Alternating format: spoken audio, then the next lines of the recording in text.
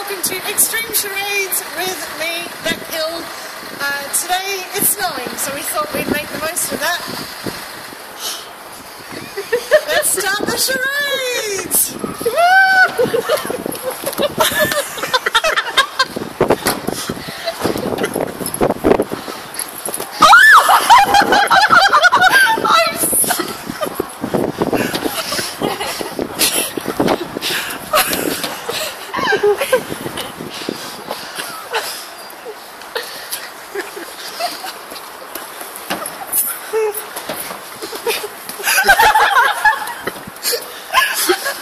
Thanks for watching.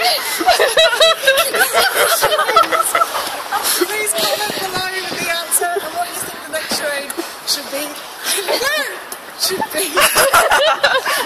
If you like this and you want to see more, please subscribe by clicking this button.